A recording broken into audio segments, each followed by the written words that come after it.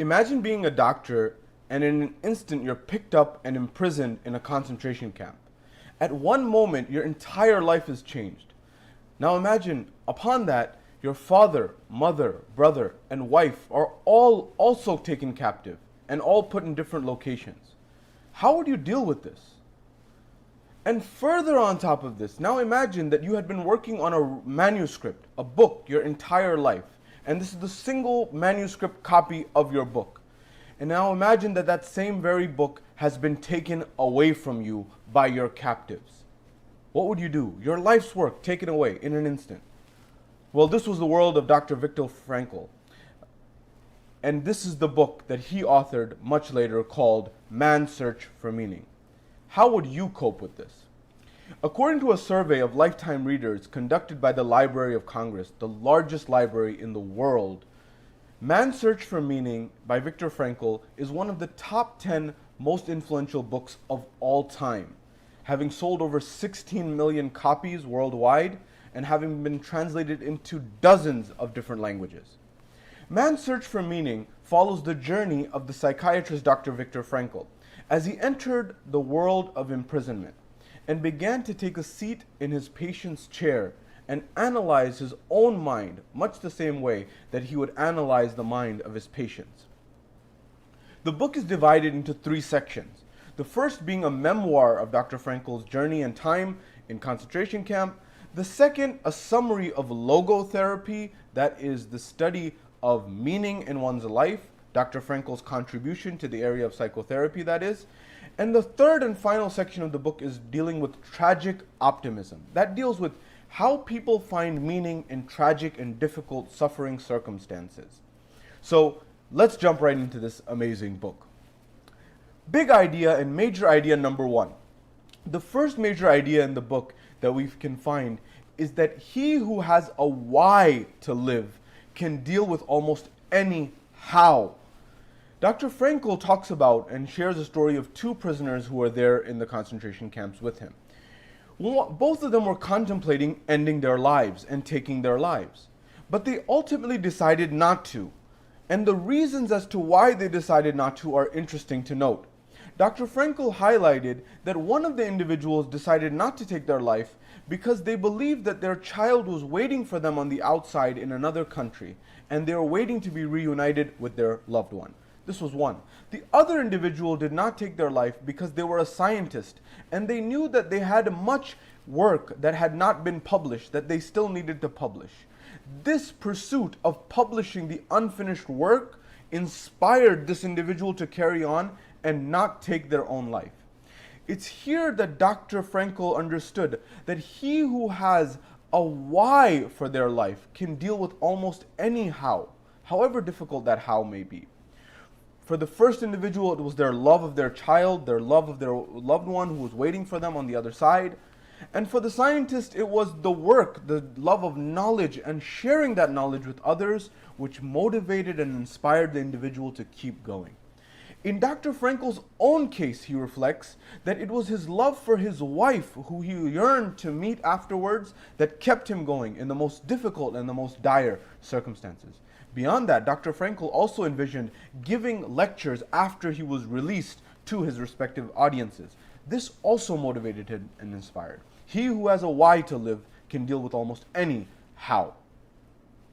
Major idea number 2 from the book. When we cannot change our circumstances, we are forced to change ourselves. There's an example of a patient in Dr. Frankl's work who could not deal with the death of his wife, a very difficult and traumatic circumstance. He couldn't come to terms with the agony, the pain, the sadness, the depression of losing his wife. Dr. Frankl paused and reflected on his patient's ideas and thoughts about dealing with the loss of his wife. And he paused and he thought, and he looked back at his patient and he asked one question. And he said, "What if the tables had been turned?" The patient said, "Excuse me, what do you mean?" "Well, what if you had died and she was left to remain? And she was living and you had died?" The patient froze and began to contemplate. And then he paused, and after the brief pause he said, "Well, she would suffer, she would feel pain, she would feel a sense of agony and anguish and depression, the same way I'm feeling it." Then Dr. Frankel said, can you imagine and can you consider that by her dying before you, you saved her from the pain and the agony of having to deal with your death? You saved her from feeling those same emotions that you yourself are feeling right now? The patient paused, and at that moment, he stood up, shook Dr. Frankel's hand, and left the office, having understood what Dr. Frankel just said.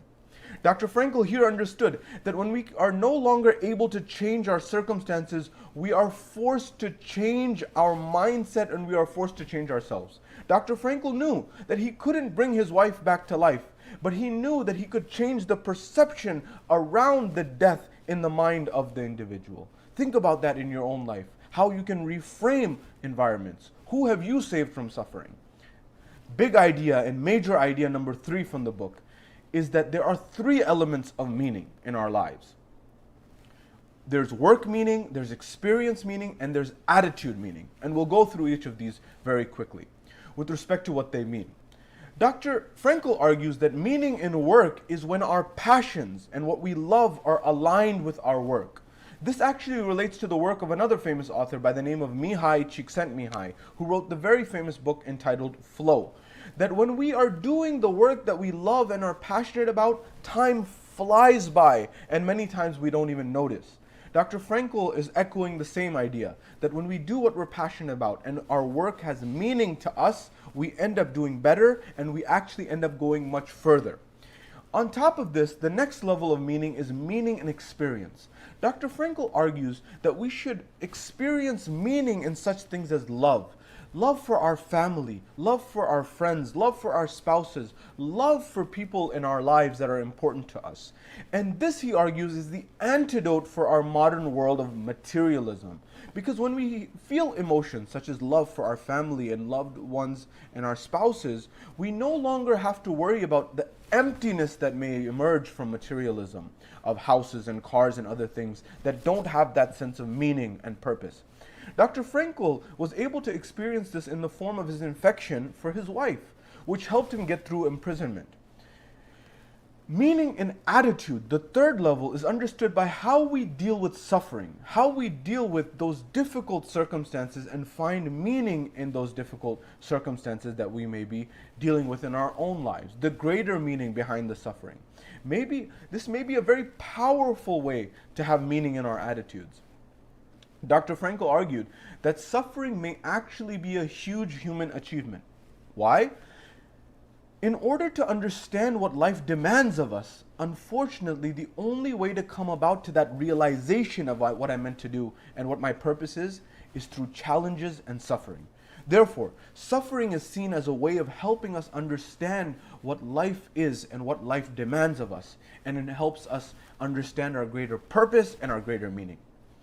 The major idea number 4 of this book is that prisoners who concentrated on their inner lives were more likely to survive than those who focused on their external lives. Those people who imagined their loved ones in their memories, in their imagination and the memories that they held, those individuals got through better. Those individuals had remembered the good times. They were the ones who thrived and flourished. What did they remember? They remembered dinners around the table with their family and their loved ones. They remembered walks in the parks. They remembered the beach visitations and spending time by the seashore. These memories empowered the prisoners.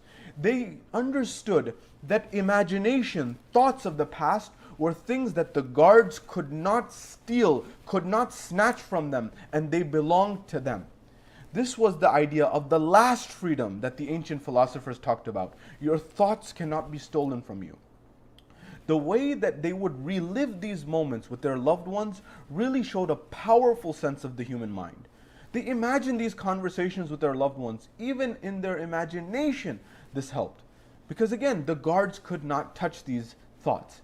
Even when a bird was flying overhead and they looked at this and they were grateful and they thought about the beauty of this moment, it helped them tremendously. Further than this, Dr. Frankel noticed that those who channeled their inner meaning and spiritual lives and who lived in accordance to these spiritual meanings and these values, they did better. For example, those prisoners who channeled their spiritual lives and their values, they would take bread that they needed themselves, but they would give this bread to their fellow prisoners. This was them channeling their spiritual and their value-based lives, and this helped them live more resiliently and longer. Logotherapy, which is Dr. Frankl's contribution to psychotherapy, argues that motivation to act comes from our sense of meaning. There's actually scientific data to back this up, a substantial amount, in fact. Those who have meaning are more resilient in life. Take, for example, a study conducted by Johns Hopkins University in the United States.